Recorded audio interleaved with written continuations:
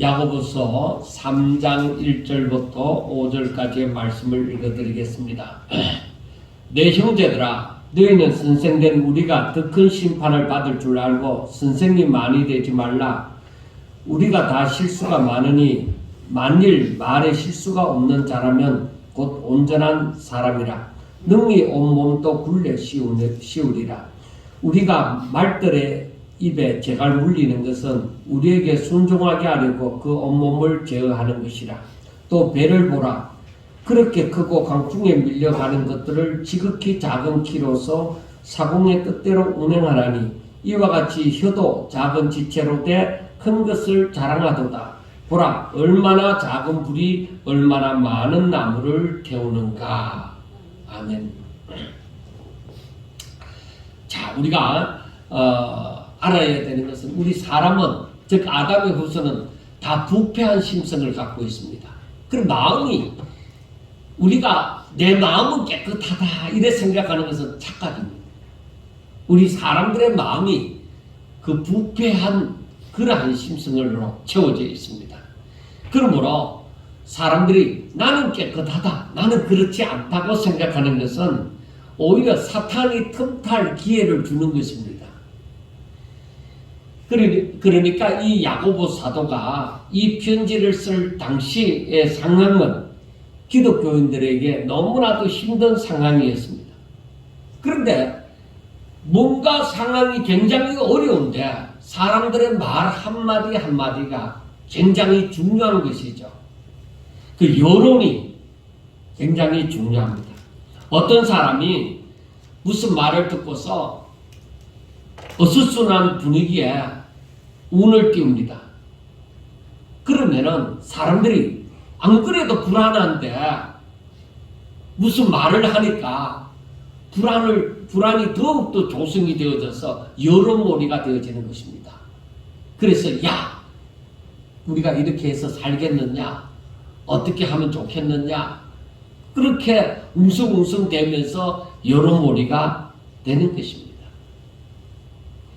우리가 살고 있는 이 우리나라의 형편을 보더라도 선거 때도 그렇지만은 평상시도 마찬가지입니다. 여론몰이가 굉장히 무섭습니다. 정치든 무엇이든 사람이 모이는 곳에는 어디서든지 이 여론몰이가 굉장히 중요합니다. 교회도 마찬가지입니다. 하여튼 사람이 모인 곳이라면은 이 여론몰이가 굉장히 중요합니다. 그래서 아마도 제가 이 3장을 읽으면서 생각하는 것이 야고보 사도도 지금 이 당시에 기독교인들이 굉장히 불안해하는 가운데 있는데 사람들의 말이 굉장히 중요하다는 거예요. 그래서 당신들 말 조심해야 된다 하는 것을 아마 얘기를 해주고 있습니다. 제가 지금 하나님을 알아가면서 더욱 중요하게 생각하는 것은 하나님의 뜻을 밝히 깨달아서 가르쳐야 한다는 것입니다. 제가 잘못 가르치면은 설교를 듣는 여러분들이나 제가 알고서 교제하는 사람들에게 판단을 잘못할 수 있도록 영향을 끼칠 수가 있기 때문입니다. 그래서 중요한 것은 제가 몰랐을 때는 모르겠지만은 지금은 과거보다는 좀 더 알므로 말미암아서 같은 목사라 할지라도 잘못된 가르침이 보여진다는 것입니다. 그래서 어떤 사람들은 자기 고집으로 인하여서 잘못 가르칠 수도 있습니다. 그것이 진리이든 진리이지 않든 간에, 그리고 목사이든 목사이지 않든 간에 자기 고집이, 자기의 아집이 잘못된 것을 주장할 수도 있는 것입니다. 그래서 사람들은 내 마음에 들지 않으면, 그 고집이 강하면 강할수록 그렇습니다. 내 마음에 들지 않으면 다 잘못된 것이라고 생각하는 것은 큰 문제입니다. 오히려 나 자신도 잘못될 수 있다, 나도 얼마든지 잘못할 수 있다 하는 것을 알고 항상 자신을 살피고 돌아보는 것이 우리에게 습관처럼 되어져 있어야 되는 것입니다. 오늘 본문 1절에서도 하는 말씀이 내 형제들아 너희는 선생된 우리가 더 큰 심판을 받을 줄 알고 선생이 많이 되지 말라. 그러니까 선생이라면 뭐예요? 가르치는 자잖아요. 그러면 그것을 듣는 자들이 있을 거 아니에요. 그러면은 가르치는 자가 잘못 가르치면은 그에 대한 대가는 잘못 가르친 자가 받아야 될 것이 아니냐. 그러니까 선생된 우리가 더 큰 심판을 받을 줄로 알아라 이 말입니다. 그래서 너희들이 선생이 많이 되지 말라고 하는 말은 아예 선생 할 생각을 하지 말라는 말이 아니라 그만큼 책임감을 가지라는 것입니다. 그래서 이 성경에도 나타나 있는 것처럼 고봉죄라는 것이 있습니다. 고봉죄. 아주 높은 단수의 범죄입니다. 그래 그게 무엇이냐면 진리를 가르치는 자이지만은 진리를 똑바로 가르치지 않는 거예요. 자기 자신이 잘못 알고서 잘못 가르치는 거예요. 이게 심각한 문제입니다. 그래서 진리를 바로 안다고 하는 것, 특히 교회 안에서 목사님들이 진리를 바로 깨닫는다고 하는 것은 굉장히 중요합니다. 제가 제 설교가 좀 딱딱할 수 있습니다. 왜냐하면 보통 사람들보다는 예화를 많이 쓰지 않습니다. 할 수만 있으면 이 예화를 잘못 쓰면은 진리를 곡해할 수도 있기 때문에 그래서 예화를 잘 쓰지 않고 예를 든다고 하더라도 성경에 있는 것을 들고 어지간하면은 잘 쓰려고 하지 않습니다. 그러나 제가 생각하는 것은 어떻게 하든 이 하나님의 말씀을 우리 성도들이 바로 깨달아야 되겠다. 무슨 의미인지 바로 알아야 되겠다 하는 마음을 가지고서 제가 설교를 준비하고 가르치는 것입니다. 그런데 여러분, 이 당시의 유대인들이, 예수님 당시의 유대인들이 메시아를 기다렸습니다. 자기들 나라를 구해줄 메시아를 기다렸습니다. 왜? 메시아가 와서 자기들을 구원해 준다는 것은 아니까. 그런데 정녕 예수님이, 메시아이신 예수님이 오셨습니다. 근데 사람들이 뭐예요? 메시아를 몰라요. 그러다 보니까 예수님의 말씀에 대해서 메시아가 온다는 것은 알았는데 그가 어떤 모습으로 어떻게 오리라는 것은 모르는 거예요. 그래서 적어도 메시아라고 하면은 대단한 구원자니까 대단한 모습으로 오리라고만 생각을 하는 것입니다. 그런데 정녕 메시아이신 예수님은 저 총동네 나사렛에서 났습니다. 부잣집에서 태어난 것이 아닙니다. 어려운 가정에서 태어나서 그렇게 생활하고 보통 비단 옷을 입은 것이 아니라 남루한 옷을 입고 나타났습니다. 그러니까 서기관이나 바리새인들, 그 당시의 제사장들, 잘 나간다고 하는 사람들이 예수님을 보았을 때 어떻게 여겼겠어요? 보통 사람으로. 그리고 별 볼 일 없는 사람 정도로 여기고 예수님의 가르치시는 말씀에 대해서 오히려 꼬리를 잡으려고 그렇게 노력을 했습니다. 그리고 예수님에게 오히려 가르치려고 예수님 앞에서도 선생 노릇하려고 한 것입니다. 그러니까 이러한 사람들은 마음이 강팍할 뿐만 아니라 자신이 알고 있는 것이 최고의 것으로만 알고 있었던 것입니다. 그러니까 초라한 모습과 별 지위가 없는 예수님의 가르침이 귀에 들리지 않는 것입니다. 왜 그럴까? 제가 먼저 얘기했죠. 사람들은 아담의 후손인 우리 사람들은 그 마음이 부패한지라 먼저 사람을 보고 어떻게 판단하느냐면 눈에 보이는 것으로 나한테 어떻게 느껴지느냐 그것으로 사람을 판단한다 이 말이에요. 그리고 예수님이 그게 부자이지도 않죠. 좋은 옷도 입지 않았죠. 그리고 좋은 가문에 태어난 것이라고 할 수도 없죠. 그리고 제사장도 아니고. 그러니까 이 사람들은 예수님에 대해서 눈에 보이는 대로 판단하는 거예요. 그러니까 저들은 예수님이 메시아인데도 보고서 그의 말씀을 진리로 받아들이지 아니하고 오히려 뱉어버리는 거예요. 귀로 듣지만, 한 귀로 들었지만은 오히려 이걸 안 좋게 생각해서 오히려 흘러버리는 거예요. 그런데 우리가 이 부패한 심성을 가지고 있는 사람들이 한 가지 또 단점이 있습니다. 감투를 쓴다는 것입니다. 감투를 쓰면은 사람들이 눈에 뵈는 것이 없다고 얘기합니다. 그러니까 높은 감투를 쓰면 쓸수록 책임감이 커진다는 것을 생각하지 아니하고 높은 감투로 인하여서 무조건 가르치려고 드는 것입니다. 이런 사람들은 입에 재갈을 물리지 않습니다. 왜? 내가 높은 감투를 가지고 내가 권력을 가지고 있는데 내가 왜 저 낮은 자에 있는 자처럼 왜 내 입에 재갈을 물리느냐는 것입니다. 말 조심해야 되느냐는 것입니다.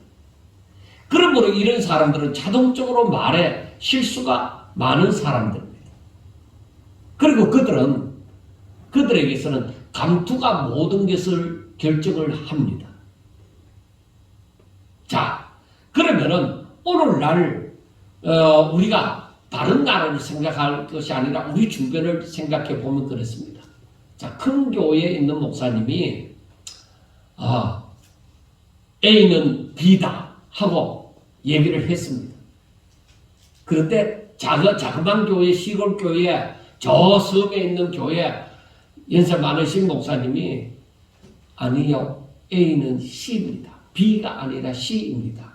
할 때에 보통 사람들이 누구의 말을 듣겠어요? 작은 섬에 있는 목사님 말씀을 안 듣습니다. 큰 교회에 있는 목사님의 말씀을 듣습니다. A는 B라. 그런데 성경을 가만히 읽고 또 전체적으로 묵상하다 보면은 크게 드러난 자의 말이 꼭 진리라는 것은 없습니다. 그게 왜 그러냐? 우리는 큰 교회에 있다는 것도 감투다. 제사장, 바리새인, 그리고 돈 많은 자, 이게 다 감투다. 그러니까 높은 감투를 가진 사람들의 말을 무조건 옳다고 생각하는 것입니다. 그러다 보니까 세상이 잘못 흘러가고 있는 것입니다.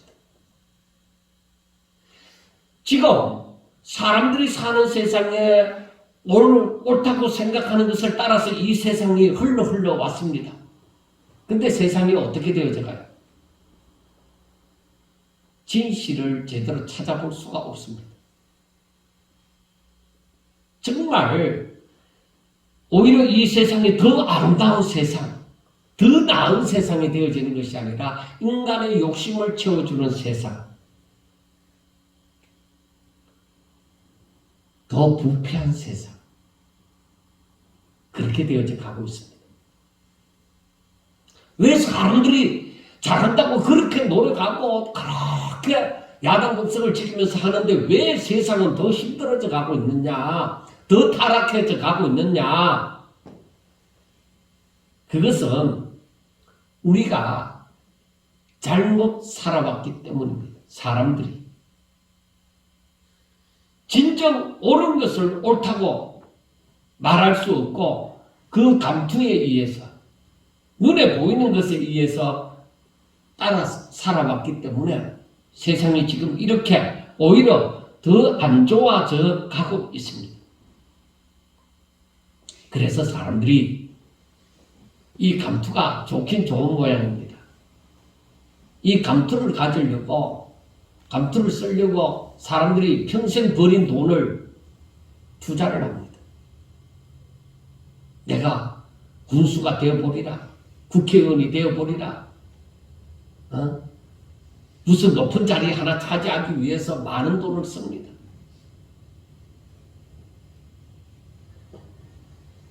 정말 그런 것을 보면은 세상이 진리가 진리되지 못하는 이유가 인간의 부패에 있구나. 인간의 마음에 부패함에 있구나 하는 것을 우리가 알 수가 있습니다. 내 마음이 부패했으니까 진리를 진리로 알아보지 못한다는 것입니다. 내 마음이 깨끗하면 하나님을 볼 것인데 내 마음이 청결하지 않으니까 하나님을 볼 수가 없다. 그래 바리새인이나 서기관들이 마음이 강팍함으로 말미암아 예수님을 메시아로 볼 수가 없었던 것이죠. 그래서 우리가 깨끗하게 되어진다는 것은 참으로 중요한 것입니다. 야고보 사도는 2절에서 말하기를 우리가 다 실수가 많으니 만일 말에 실수가 없는 자라면 곧 온전한 사람이라. 그 말의 실수를 안 하려고 하면은 그러면 침묵은 금이다 해서 무조건 막 침묵하면은 온전한 사람이 되느냐? 아니에요. 말의 실수가 없다고 하면은 진리를 알아야, 진리를 바로 알아야 실수가 없는 것이죠. 진리를 바로 알지 못하면은 뭐야? 하는 말이 전부 다 실수가 되어지는 것이죠. 그래서 제가 목회를 하면서 사람들의 인생을 쭉 한번 되뇌보고 그렇게 돌아보고 한 것이 얼마나 많겠습니까? 인생이 도대체 뭔가? 어떻게 살아야 바로 사는가? 아마 보통 사람보다는 더 많이 생각해 보지 않았겠습니까? 그런데 제가 생각하면서 느끼는 것이 바로 무엇이냐? 사람들은 이 진리를 잘 알지 못함으로 자기 눈에 보이는 대로 혹은 자기 생각하는 대로 자기가 느끼는 대로 그렇게 판단하고 살기 때문에 잘못 가르침이 있다는 것입니다. 그래서 우리가 내 느낌, 내 생각, 내 지식, 내 판단, 나를 중심으로 해서 알아가는 것이 아니라 위에 계신 하나님이 뭐라고 말씀하셨나 하나님 중심으로 아는 것하고 내 판단, 내 지식, 내 경험으로 아는 것하고 다릅니다. 그래서 내가 어떻게 알기를 원하느냐? 내 느낌, 내 느낌상, 내 경험상, 내 지식으로 이렇게 나를 중심으로 해서 알아가면 절대로 바로 알지 못합니다. 우리가 사람들이 알아주든지 몰라주든지 간에 하나님 중심으로. 왜? 진리는 하나님께 있습니다. 우리 사람에게 이 진리가 있는 것이 아닙니다. 사람은 이미 앞에서 제가 말씀을 드렸잖아요. 인간의 마음은 부패했다. 인간은 부패한 심성을 갖고 있어요. 그렇기 때문에 하나님 진리를 알지 못하고 내리는 결론은 모두가 그렇답니다. 우리가 오늘 성경에 보면은 이 용맹스러운 그 말하고 큰 배를 비유로 들면서 그 말이나 큰 배를 제어하기 위해서 입에 재갈을 물리든지 배에 자그마한 키를 움직여야 잘 조절해야만 된다고 말을 하고 있습니다. 이렇게 사나운 힘이 센 말을 제어하는데도 입에다가 재갈을 먹이고 당기면은 말을 듣게 되어지죠. 큰 배도 움직이는데 큰 어떤 그것을 제어할 수 있는 키가 필요한 게 아닙니다. 그 키는 큰 배에 비해서 아주 자그마합니다. 우리 새치혀도 마찬가지입니다. 이 새치혀를 우리 이 몸을 주장하는 데 있어서 이 말을 조심하지 못하면은 절대 온전하지 못한다. 그래서 우리가 예수님을 믿으면서 살다 보면은 자꾸 말하는 것에 있어서 조심을 해야 된다는 것을 느끼면서 때로는 답답함을 느낍니다. 왜? 이 말을 하면은 저 사람이 오해를 할 수 있을까? 이 말을 해서 내가 오히려 득이 되지 못하고 또 손해가 끼치지 않을까? 오히려 저 사람에게 상처가 될까? 예수 믿고 나면은 이 말하는데 자꾸 이 제어가 오는 거예요. 내가 어떻게 말해야 되지? 그런데 에라이 모르겠다. 내 하고 싶은 대로 다 말하자. 저 사람도 하고 싶은 대로 다 말하는데 나도 하고 싶은 대로 말을 다 하자. 그런데 그래서 사람들이 하는 말이 있죠. 왜 할 말 다 하고 사냐? 어찌 사람이 할 말을 다 하고 사냐고 그렇게 얘기를 하잖아요. 그러니까 제어를 하는데 일반 사람들도 그렇게 제어를 할 때 예수 믿는 사람이라면은 그 일반 사람들의 기준에 의해서가 아니라 우리는 하나님의 말씀을 두고 제어를 하셔야 돼요. 우리 목사님들이 모여도 여러분들도 이미 다 알고 있지만 목사님들이 모여도 다 같은 사람이다 보니까 말의 제어가 안 되고 자기 생각, 자기 지식, 자기 경험을 딱 고정시켜 놓고 그게 진리인 양 다른 것을 전혀 받아들이지 않는 사람들이 많습니다. 여러분들이 혹시 해외여행을 갔다가 그 동남아나 이런 데 갔다가 중국이나 이런 데 여행을 가면서 화장실에 우리나라에 없는 이상한 게 하나 달려있죠. 수돗물이 나오는 거. 이렇게 칙 쏘는 거 있잖아요. 눌리면 칙 쏘는 물이 나오는 거. 변기 옆에 달려있잖아요. 그게 어떤 용도에 사용되는 거예요? 비데입니까? 화장실 청소 용도입니까? 비데요, 화장실 청소 용도요. 여러분들 뭐로 아예 사용을 안 해봤습니까? 비데입니까? 그 청소 용도입니까? 비데요. 그런데 이게 비데 용도예요. 그래서 우리나라에도 지금 일반 웅진에서나 어디서 나오는 이 비데가 비싸니까 오히려 그 동남아에 있는 그 비데기를 그냥 수도 꽂지만 여기가 거기에 이런 눌러있는 분사기만 그것만 달면 되잖아요. 그러니까 요즘에는 한국에도 그걸 달아요. 그런데 어떤 사람이 죽어도 그게 청소 용도라는 거예요. 그게 비데기다. 이 나라의 비데기다 해도 그게 죽어도 청소 용도라는 거예요. 그래서 인터넷에서 사람들이 이게 청소 용도인 줄 알았는데 이게 비데기다 하고 인터넷에 그 지식란에 네이버 지식란에 나왔어요. 그렇게 얘기해도 아니라는 거예요. 이건 청소 용도지 비데 용도가 아니라는 거예요. 그래서 제가 안 그래도 이 말씀을 준비하고 있었으니까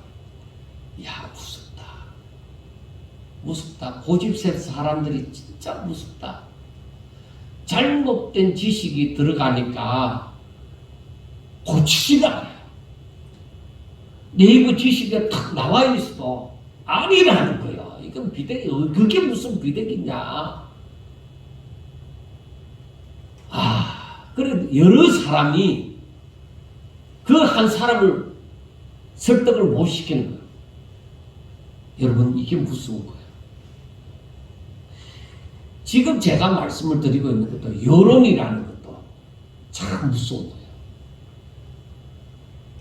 어떠한 사람이 올바른 지식이 아닌 것을 가지고서 사람들의 분위기를 망치기 시작하고 고집을 피우기 시작하는데 그 사람이 만약에 힘이 있는 사람이라면 딸려가는 거예요. 그 말을 듣고. 그게 여론의 현상이에요. 다른 사람이 잘 모르면 더욱더 그 여론 형성이 힘이 세어지죠.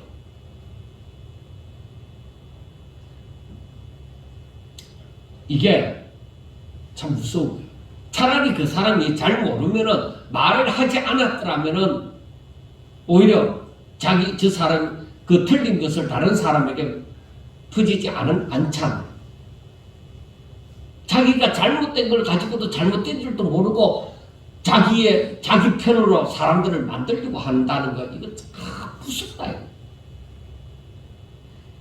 올바른 지식이 아닌데, 올바른 정보가 아닌데 이걸 퍼뜨리는 거예요. 그러니까 여론몰이를 해나가는 거예요. 그러면 한 사람 혹은 여러 사람을 바보 만들기가 어려운 게 아니에요. 그래서 우리가 알아야 되는 것이, 나 자신을 관리하기 위해서는 내가 좀 더 나은 사람, 온전한 사람이 되기 위해서는 내 입에 재갈을 먹여야 된다는 거예요. 말을 조심해야 된다는 거예요. 내가 진짜 진리라고 믿는 것, 그건 하나님 말씀 외에는 없어요. 그렇지 않으면 모든 데 있어서 내가 알고 있는 것이 잘못된 것일 수 있다. 그래야만 다른 사람이 올바른 정보를 줄 때에 내가 그런가 하고 다시 생각해보고 검토해보고 내가 잘못되어졌구나, 아직까지 내가 잘못 알고 있었구나 하고 깨닫고 올바른 지식을 받아들일 수가 있는 것이죠. 그리고 특별히 지금 야고보 사도가 이 편지를 쓸 당시에 이 기독교인들이 굉장히 핍박을 받고 있었잖아요. 그러니까 더욱더 사람들이 힘들면 힘들수록 말을 많이 하는 습성을 가질 것이 아니라 힘들면 힘들수록 말하기를 조심하여야만 하는 것입니다. 흔히 교회 같으면 사람들이 하는 말이 내가 기도해보니까 어떻더라, 내가 환상을 보았는데 어떻게 보여지더라, 혹은 어떤 유명한 사람이 말하는데 그것은 어떠하다고 말을 하더라, 혹은 옛 사람들의 말이 하나도 틀린 것이 없다 하면서 이렇쿵 저렇쿵 얘기를 합니다. 그러니까 어떤 의미에서는 근거 없는 것이나 현 상황을 지혜롭게 타개할 것이 아니라면 말을 조심해야 됩니다. 요즘에 이 정보 법정에서도 마찬가지입니다. 법정에서도 확실한 정보가 아닌데 이 정보로 말미암아 상대에게 많은 타격을 입었다 하면 범죄자에 해당합니다. 그러니까 요즘에는 이 말을 함부로 하는 거 굉장히 이게 무서운 겁니다.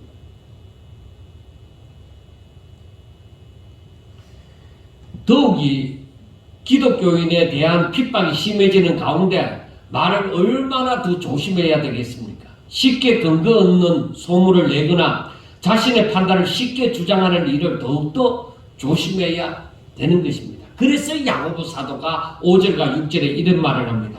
이와 같이 혀도 작은 지체로 돼 큰 것을 자랑하도다.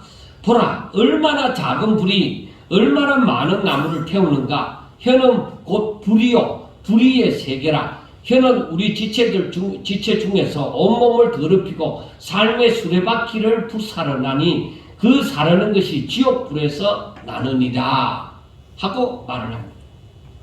그럼 그만큼 세치 혀로부터 나오는 것이 중요하다는 것입니다. 우리가 힘센 말에 재갈을 먹이지 않는다면 그 말을 어떻게 우리 사람의 힘으로 그 말을 제어할 수가 있겠습니까? 큰 배를, 이 너무나 작은 키를 가지고 이 키를 잘 다스리지 않으면 우리가 어떻게 그 배를 움직일 수 있고 앞으로 전진할 수 있도록 하겠습니까? 방향을 틀도록 만들겠습니까? 마찬가지로 사람의 세치를 잘 다스리지 않으면 사람에게서 나오는 이 말이 8절에서 어떤 영향을 끼치든지 말을 하고 있습니다. 8절에 보면은 중간에 그 말은 쉬지 아니하는 악이요 죽이는 독이 가득한 것이라. 그 말로서 사람을 죽이는. 상처를 주고 완전히 상대방을 힘들게 만드는. 그래서 어떤 목사님이 이제 옛날이죠. 이제 신방을 가다가 변사님들하고 이렇게 장로님하고 이렇게 신방을 가다가 이 도랑에 그 썩은 호박이 이제 버려진 것을 보고서 그런 말을 했다고 합니다. 니도 목회하나? 속이 다 썩었냐? 그렇게 얘기를 했다고 합니다. 그래서 그 말이 이제 퍼지고 퍼져서 지금까지 이렇게 들려지고 있는데, 사람을 상대하는 어떤 직업이든지 그 속은 다 썩는 거죠. 요즘에 여러분들 어디에 뭐 관공서나 어디에 전화를 상담원 저때 전화를 하다 보면은 이 상담원도 여러분들의 가족이니까 말을 조심해 달라고 그런 식으로 하잖아요. 왜냐하면은 그 상담원들이 막 전화상으로 내뱉는 말에 의해서 굉장히 상처를 받고 자존심을 상할 때가 많은 거예요. 그래서 돈은 벌어야지. 이 직장을 나 도저히 이직 못하겠다 하고 버리려니까 다른 데 직장을 구하기 전에는 쉽게 버리지 못하잖아요. 그러니까 그 속을 썩으면서 정말 돌아서서 울고 하는 그런 직원이 많다는 거예요. 전화상이니까 얼굴이 보이지 않으니까 그런 상담원들 그때 말을 막 함부로 한다는 것이죠. 여러분, 교회도 마찬가지예요. 만만한 게 요즘에는 성도들은 성도라고 얘기하지만 목사님들은 만만한 게 목사라고 또 얘기하는 거예요. 근데 여러분, 요즘에는 목사도 성도도 다 만만치 않습니다. 다 자기 방어를 다 하고 있습니다. 이게 참 무섭다. 이러니까 자기 마음에 들면 받아들이고 자기 마음에 들지 않으면 안 받아들이는 거예요. 목사와 성도와의 관계도 뭐예요? 뭔가 이치가 서로 일치가 될 때에만 목사와 성도와의 관계가 되어지고, 일치가 되어지지 않으면, 마음에 들지 않으면 목사와 성도와의 관계가 아닙니다. 이웃집 아저씨보다도 못합니다. 그 말은 무슨 말이냐면 복음 전하기가 너무 힘든다.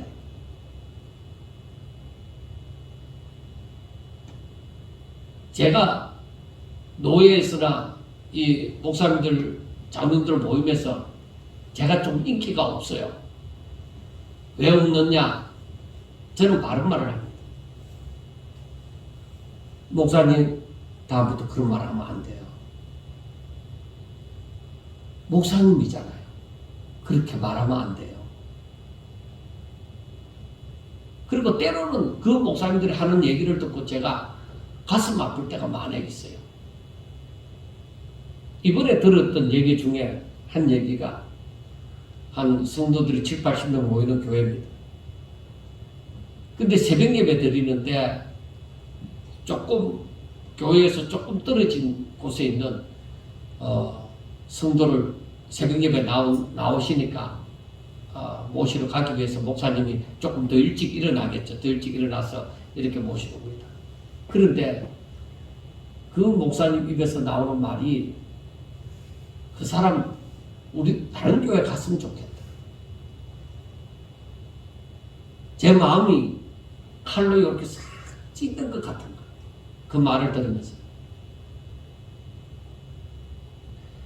그 앞에 지금 있는 목사님, 그 앞에 목사님이 같은 말을 했어요. 그래서 내가, 목사님, 무슨 소리야? 당신이 뭐 때문에 이 교회 목사로 있느냐? 그보다 더 멀리 있는 사람이라도 그 사람이 새벽 예배를 나오겠다고 하면 당신이 더 일찍 일어나서, 그 사람은 더 일찍 오는 목사님 때문에 일찍 일어나서 예배드리러 나오려고 준비하고 있지 않겠느냐. 그게 얼마나 이쁘게 보여야 되겠느냐. 그런데 다른 교회 갔으면 좋겠다고요? 당신 그렇게 목회하면 안 돼. 당신은 그 일을 하라고 있는 종이야. 제가 마음이 너무 아팠어요. 그래서 엄청 나무랐어요. 그런데 이번에 왔는 목사가 또 그 소리를 또 하는 거야.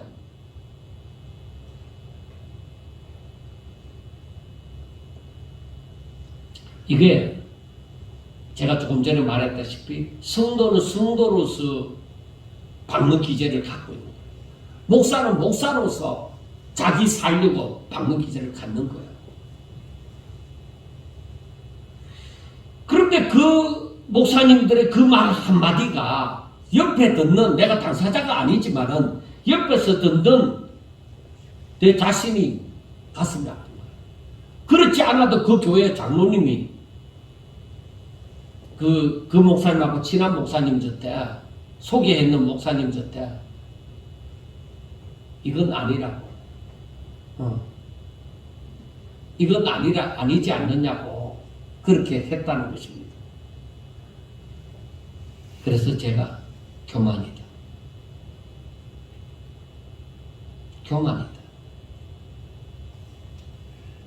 교만한 마음 가운데서 나오는 말이라고 저는 얘기를 했어요. 왜?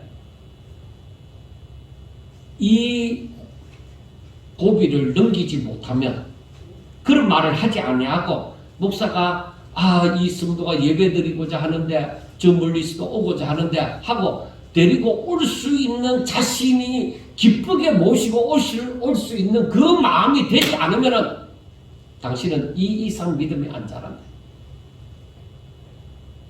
하나님이 주신 시험거든. 거기에 당신 합격하지 못하면 더 이상 신앙 안 자란다. 여러분, 제 이렇게 말하는 제 자신도 부족합니다. 부족하지만은 항상 정말 하나님의 마음이 어떠한지 그 뜻을 따르려고 합니다. 정말 우리가 하나님을 믿느냐? 정말 저와 여러분들이 하나님을 믿느냐?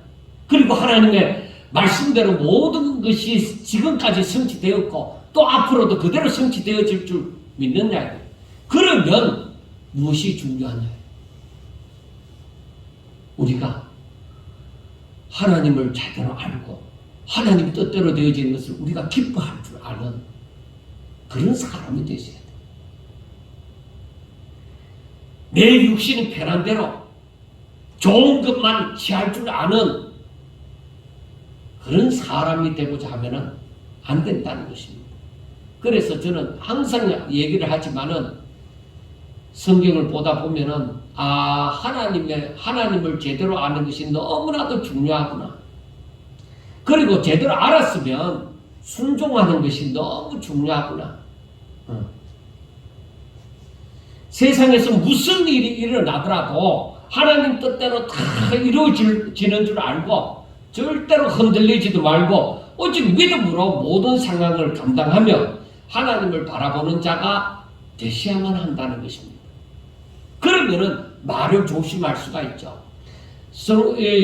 기독교인들이 로마 시대에 그 기독교인들이 핍박을 당하고 있지만은 그래 내가 지금 핍박을 당하지만은 핍박을 당하나 나는 승리한다. 주 안에서 나는 승리한다. 그 믿음을 가질 수 있어야 된다. 내가 핍박을 당하지만은 우리 주님이 다 아십니다. 나로 하여금 여기에서 핍박 당함으로 내가 낙오자가 되어지고 내가 실패자가 되어지고 내가 패배하는 자가 되어지지 아니하고 나는 이렇게 핍박을 받아도 나는 승리할 거야. 왜? 나는 예수 안에 있기 때문에. 예수님이 나의 구원자이기 때문에 너희들이 아무리 나를 치고자 하고 핍박하고 하더라도 나는 예수 안에서 나는 이미 승리자야. 그 믿음이 있다고 하면은 사람들이 불안해하고 막 안절부절 하지 못하고 그런 가운데 있을 때라도 여러분 힘내세요. 우리 하나님이 함께 하십니다. 우리 주님이 바로 이것 때문에 십자가에 못 박혀 죽으셨습니다. 우리를 구원하시고 우리를 지켜주시고 우리를 보호하십니다. 바로 이 가운데, 바로 저와 여러분들 마음 가운데 예수님이 계시지 않습니까? 그렇게 오히려 엉뚱한 여론을 다 몰아내고 그런 말을 할 수 있는 자가 되셔야 되는 것입니다. 이것이 바로 되지 않으면은 9절과 10절 말씀해 보세요. 우리 형편을 잘 얘기해 주고 있습니다. 이것으로 우리가 주 아버지를 찬송하고도 이것으로 하나님의 형상대로 지음을 받은 사람을 저주하나니 한 입에서 찬송과 저주가 나오는도다. 내 형제들아, 이것이 마땅하지 아니하리라고 얘기합니다. 여러분, 그러니까 한 입에서 찬송도 나오고 한 입에서 저주도 나온다는 거예요. 그러니까 우리는 어때요? 우리도 너무나도 연약한 나머지 우리 자신에게서도 내 입으로 찬송도 하고 내 입으로 저주도 하는 일을 발견할 수가 있습니다. 이 모든 것의 원인이 무엇이냐? 내 믿음이 온전하지 못하기 때문에. 제가 이제서 확실한 결론을 얻는 것이 내 믿음이 온전치 못하기 때문이라는 것입니다. 그러므로 주변 상황에 따라서 자신의 믿음이 흔들려서 불안하고 때로는 모든 것이 다 되어지는 마냥 춤을 추기도 하는 것입니다. 이러한 모습이 바로 믿음이 온전하지 못한 상태에 있기 때문입니다. 자연의 이치를 보더라도 무화과 나무에서 감람 열매를, 포도나무가 무화과를, 그리고 한 샘에서 짠물과 단물을 내지 못한다는 것입니다. 자연은 오히려 그렇습니다. 하나님께서 만들어 놓은 대로 나오는 것입니다. 그런데 우리 인간은 더구나 하나님을 믿는다고 하면서도 영의 소욕과 육의 소욕이 내 안에서 같이 있다. 내 몸 안에 육의 소욕도 있고 영의 소욕도 있다는 것입니다.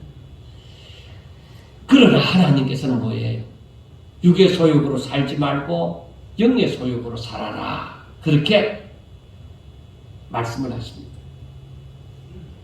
육의 소욕으로 살다가 영의 소욕으로 살다가 왔다 갔다 하면서 사는 것이 그게 온전한 것은 아니다. 그건 마땅하지 않다는 것입니다. 그래서 우리가 야고보서 말씀만 보면은 내 마음이 왔다 갔다 하는 경우가 너무나도 많은데 이런 생각을 하면서 자신을 막 비난할 수가 있습니다. 그러나 로마서 7장 19절부터 25절 말씀을 제가 읽어드리겠습니다. 바울이 한 말을 봅시다. 로마서 7장 19절입니다. 내가 원하는 바 선은 행하지 아니하고 도리어 원하지 아니하는 바 악을 행하는도다. 만일 내가 원하지 아니하는 그것을 하면 이를 행하는 자는 내가 아니요 내 속에 거하는 죄니라. 그러므로 내가 한 법을 깨달았노니 곧 선을 행하기 원하는 나에게 악이 함께 있는 것이로다. 내 속사람으로는 하나님의 법을 즐거워하되 내 지체 속에서 한 다른 법이 내 마음의 법과 싸워 내 지체 속에 있는 죄의 법으로 나를 사로잡는 것을 보는도다. 오라 나는 공고한 사람이로다. 이 사망의 몸에서 누가 나를 건져내랴. 우리 주 예수 그리스도로 말미암아 하나님께 감사리로다. 그런즉 내 마음이 마음으로는 하나님의 법을 육신으로는 죄의 법을 섬기노라. 그러니까 사도 바울도 부활하신 예수를 만나고 난 다음에 변화된 사람이단 말이에요. 그런데 자기 마음속에 두 마음이 서로 공존하고 있다는 것을 지금 여기서 얘기하는 거예요. 야, 내가 한쪽에는 하나님의 법을 따라 살려고 하고 한쪽에는 육신의 법을 따라서 살려고 하는데 너무 괴롭다. 그래서 나는 나는 공고한 사람이로다. 그렇게 얘기를 했습니다. 그러니까 사람이 하나님을 믿는다고 하더라도 다른 피조물하고는 다르게 이러한 이중성이 내 안에 마음의 갈등이 바로 있다는 것입니다. 더구나 하나님을 믿는다고 하는 사람에게서 이러한 모습이 나온다는 것입니다. 어쩌면은 하나님을 믿지 않는 사람에게서도 최소한의 양심에 의해서 두 마음이 있을 수 있습니다. 더구나 하나님을 믿는 사람에게는 그 마음이 더 큰 거예요. 오히려 안 믿는 사람보다 이 갈등이 더 많이 나오는 거예요. 그래서 로마서 6장 11절과 13절에 보면 바울이 또 이런 말을 합니다. 이와 같이 너희도 너희 자신을 죄에 대하여는 죽은 자요 그리스도 예수 안에서 하나님께 대하여는 살아있는 자로 여길지어다. 그러므로 너희는 죄가 너희 죽을 몸을 지배하지 못하게 하여 몸의 사욕에 순종하지 말고 또한 너희 지체를 불의의 무기로 죄에게 내주지 말고 오직 너희 자신을 죽은 자 가운데서 다시 살아난 자 같이 하나님께 드리며 너희 지체를 의의 무기로 하나님께 드리라. 그러니까 너희들에게 두 마음이 솟아날 건데, 그러니까 죄에 대해서는 죽은 자처럼 여기래. 죄에 대해서는 너희들이 따라가지 말아야 돼. 그러니까 육신의 소욕을 따라가지 말고 영의 소욕을 따라서, 즉 하나님께 대해서는 산자와 같이 그렇게 반응을 하라는 것입니다. 그래, 이게 쉽느냐 이 말이에요. 이게 쉽느냐 이 말입니다. 이게 참 어려워서, 그래서 자신을 쳐서 복종시킨다고 하는 거예요. 그러니까 내가 막말을 하고 싶은데 막말을 하고 싶은 그 내 입에 재갈을 먹여서 꾹 참는 거예요. 이 말은 하지 말아야 돼. 이 말을 하면은 내 말이 옳다고 하더라도 저 사람에게 상처가 갈 수 있고, 그리고 내가 이 말을 하면은 나는 속이 시원한지 모르지만 사실상은 다른 사람의 가슴에 화살을 박히게 하고, 또 내 자신도 말하고 나서도 별로 좋은 건 없어 생각하면서 입에 재갈을 먹이고 정말 하나님의 뜻을 위하여서 말을 하는 거죠. 그래서 우리 마음에 두 마음이 막 갈등이 일어나는데, 이것이 더욱더 하나님을 믿는 사람에게 더욱더 존재하는 거예요. 그 두 마음이 막 일어날 때 우리가 절제를 할 줄 알아야 돼. 내 육신의 소욕, 내 마음의 욕심을 따라서는 여기에 대해서는 나 이미 죽었어. 나는 주로 말미암아 새롭게 산다니까 나는 하나님만 바라보고 살아야 돼. 그래서 하나님의 뜻에 합한 그쪽으로 길을 택한다는 것이죠. 그것이 사도 바울이 말하는 바 내 몸을 쳐서 복종을 시킨다. 그리고 나는 이미 예수님이 십자가에 못 박혀 죽으실 때에 나의 죄와 정욕도 다 거기에 못 박혀 죽었다. 그리고 내가 예수 안에서 다시 산 자다. 그렇게 여기고 내가 살아갈 때 이때에 바로 성령의 역사가 일어나는 거예요. 이때에 성령의 역사가 일어나는 거예요. 내가 하나님의 뜻을 따라 살고자 할 때에 하나님의 역사가 일어나는 거예요. 하나님이 함께 해주시는 그 역사를 이제, 그렇기 때문에 순종하는 사람에게 더욱더 순종할 수 있는 힘이, 능력이 생겨나는 거죠. 그래서 내가 하나님의 말씀을 따를 때 그 말씀이 내게 능력으로 나타나게 되어지는 것이죠. 자, 우리가 오늘 야고보서 3장 13절에 보면은 이런 말씀이 있습니다. 너희 중에 지혜와 총명이 있는 자가 누구냐? 그는 선행으로 말미암아 지혜의 온유함으로 그 행함을 보일지니라 하고 말씀을 합니다. 당신이 하나님을 믿는 사람이냐? 당신이 하나님께로부터 은혜를 받은 사람이냐? 그러면은 너희들이 그 믿음으로 말미암아서 행함을 나타내라는 것입니다. 그러니까 너희들이 믿음으로 살라 이 말입니다. 너희 육신의 욕심을 따라서 살지 아니하고 너 마음의 욕심을 따라서 살지 아니하고 믿음으로 하나님의 말씀을 순종하는 삶을 나타내 보이라.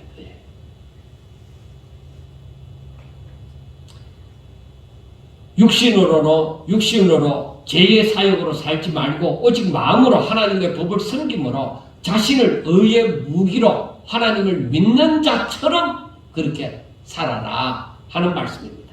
그런데 마지막으로 자신 가운데 자꾸 내 마음에 독한 시기와 질투와 이런 다툼이 일어나면은 혀를 조심하여 자제하라. 자칫하면은 자꾸만 자기 중심으로 말함으로 진리를 거슬려서 거짓말을 자신도 모르게 하게 되며 선을 이루는 것보다 악을 이룬다는 것입니다. 자, 내 마음속에 독한 시기가 일어나고 다툼이 일어난다는 것은 이거는 하나님께로부터 오는 것이 아니라 땅 위의 것이요 정욕의 것이요 귀신의 것이니 시기와 다툼이 있는 곳에는 혼란과 모든 악한 일이 있습니다. 그래서 내 마음에 내가 잘했다고 내 나름대로는 판단이 되더라도 내 마음에 시기, 신과 그 다툼이 막 부릴듯이 일어나거든. 말하지 말아요. 그때는 잠잠하라. 그래서 우리가 막 급하게 막 말이 일어나고 막 확 쏟아지는 그런 말들을 수만 번 돌리고 한 번 더 생각하고 물 한 그릇 마시고 그리고서 말을 하라고 얘기를 하죠. 숨 좀 쉬었다가 왜? 좀 자제를 시키고 말을 하라는, 한 번 더 생각해보고 말을 하라는 거예요. 그렇지 않으면 내가 나오는 대로 막 성질 나는 대로 다 뱉어버리면 뭐예요? 이거는 하나님께로부터 온 것이 아니고 이건 땅 위의 것이고 이거는 바로 정욕의 것이고 이거는 귀신의 것이다. 우리가 이걸 잘 생각하셔야 돼요. 그리고 17절과 18절에 보면은 오직 위로부터 난 지혜는 첫째 성결하고 다음에 화평하고 간용하고 양수하고 긍휼과 선한 열매가 가득하고 평강과 거짓이 없나니 화평하게 하는 자들은 화평으로 심어 의의 열매를 거두느니라. 그러니까 이게 성령의 열매잖아요. 성령을 쫓아 행하라.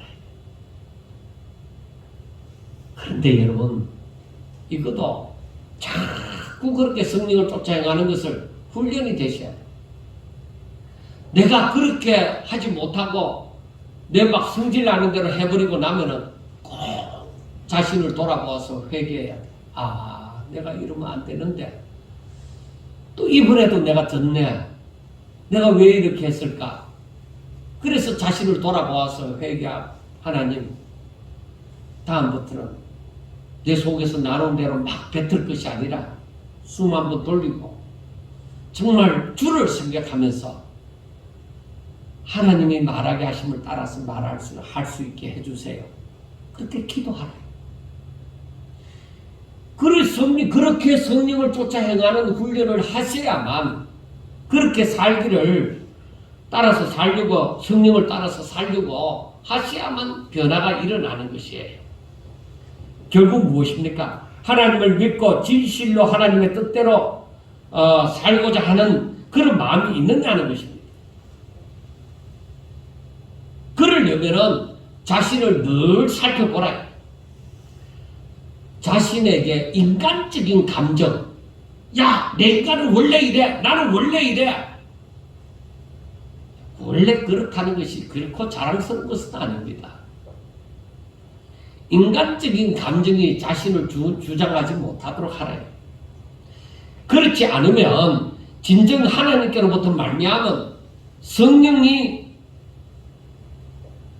자신을 주장하겠느냐. 내가 인간적인 욕심을 따라서 내 유익을 따라서 멋대로 다 행하고 나면은 어떻게 그 안에 성령이 역사하겠느냐. 내가 인간적인 감정을 따라서 움직이는 것과 성령의 역사를 따라서 움직이는 결과는 너무나도 차이가 납니다. 여러분, 제가 한 번씩 설교하면서 그런 얘기를 했잖아요. 여러분들이 지금은 알지 못하지만 분명히 이러한 영적인 세계가 있습니다 하고 얘기를 했잖아요. 제가 그 말을 하는 것은 성령이 다스리시는 나의 세계가 있다. 내가 인간적인 그 욕심이 이 육신의 소욕이 다스리는 그 세계가 있고 이 영이 다스리는 성령이 다스리는 세계가 있다. 내가 이 세계를 쫓아가지 아니하고 성령을 쫓아서 행하는 사람이 되어지면 이 세계 속에서의 지혜와 명철이 나오는 거예요. 인간적인 지혜와 명철은 이거는 멸망으로 가는 거예요. 저 사람 참 머리 좋다. 머리 좋아도 멸망으로 가는 거예요. 여기로부터 나오는 지혜와 명철 말고 위로부터 하나님께로부터 오는 지혜와 명철로 살 때에 여기에서 바로 하나님께로부터 오는 평안이 있게 되어지고 쉼이 있게 되어지고 지혜가 오게 되어지고 성령의 인도함이 오게 되어지는 이게 있어요. 이걸 누리라. 이렇게 되어질 때에 예수 믿는다는 것이 어떤 것이라는 것을 알게 되어지는 것이죠. 이번에 같이 수양회를 같이 간 분 중에 장로님 부부가 있습니다. 이미 은퇴를 하신 78였을까? 그 장로님이 부부가 계시는데 그분들은 이미 오래전부터 우때 우때부터 이렇게 예수님을 믿어 왔는데 그 교회가 늘 싸워요. 늘 싸우고 이 장로님들끼리 편이 갈려져 있고 100년도 안 되는 교회가 그렇게 되어져 있어요. 그래 다른 얘기를 하다가 제가 그 장로님한테 얘기를 했어요. 장로님 정말 신앙생활을 하다가 좋은 말씀만 듣고 좋은 일만 생기면 얼마나 좋겠습니까? 그런데 그런 일을 위해서 하나님 말씀을 잘 읽고 그에 따라 순종하고 그렇게 하다 보면은 그 세계가 있습니다. 그러면은 기도하게 되어지고 그러면은 평화를 얻게 되어집니다. 그렇게 얘기를 했어요. 그러면서 장로님 저는 안 믿는 가정에서 태어나서 지금까지 신학교 들어가갖고 목회하면서 내 나이 60이 넘어서야 하나님 믿는 것 같습니다. 하나님을 이렇게 믿는구나. 이 세계가 이렇구나. 물론 그 전에도 알았습니다만은 이제는 자유함이라는 것이 느껴집니다. 제가 그렇게 섣불리 참 얘기를 했습니다. 왜냐하면 너무나도 괴로워하고 있는 장로님 권사님들 가서 제가 그런 얘기를 했어요. 근데 여러분 그렇습니다. 그냥 교회 다니는 사람 아니고 제가 그랬잖아요. 육이 다스리는 세계가 있다. 이게 이 세계가 있고 그리고 영이 다스리는 세계가 있다. 내가 어느 세계를 쫓아갈 것이냐. 육신으로 다스리는 세계를 쫓아간다 하더라도 다른 사람들은 말을 하지 않습니다.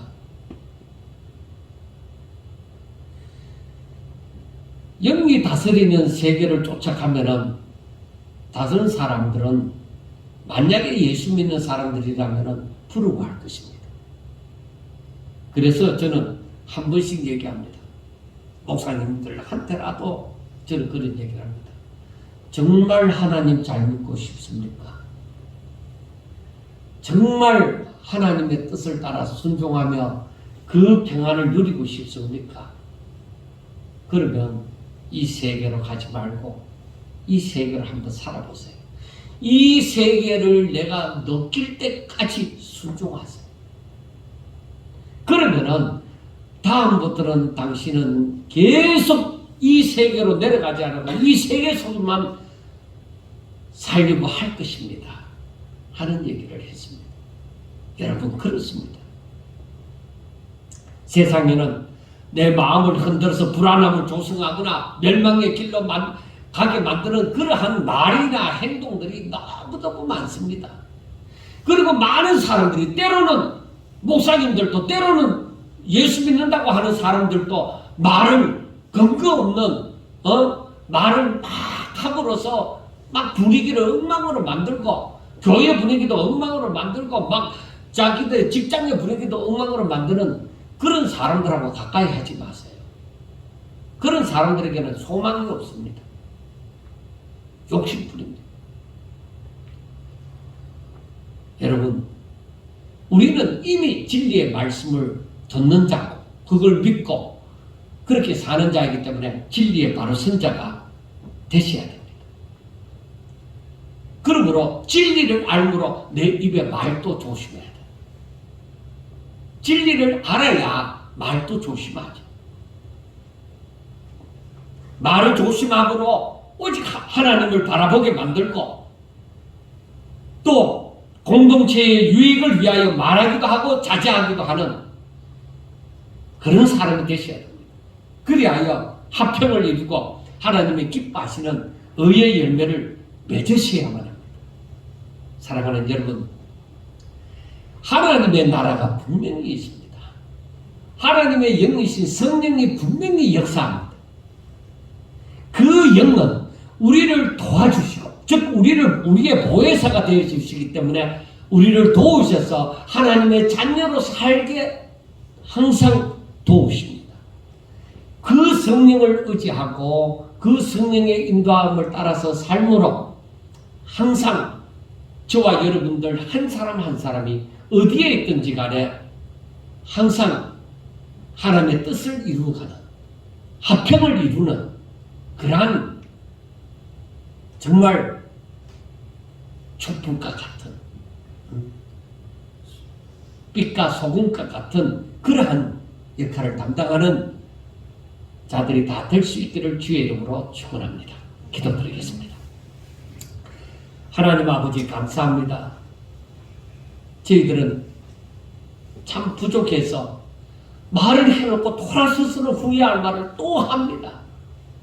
그러나 하나님 뜻을 알아감으로 이 모든 것을 다 고쳐 정말로 말하는 것이나 행하는 것이 오직 하나님의 뜻을 따라서 성령의 인도함을 따라서 할 수 있도록 도와주시옵소서. 우리 하나님께서 정말 우리 성도들에게 이 말씀을 늘 기억하면서 변화가 일어날 수 있도록 주여 축복하옵소서. 예수님 이름으로 감사하며 기도드리옵나이다. 아멘.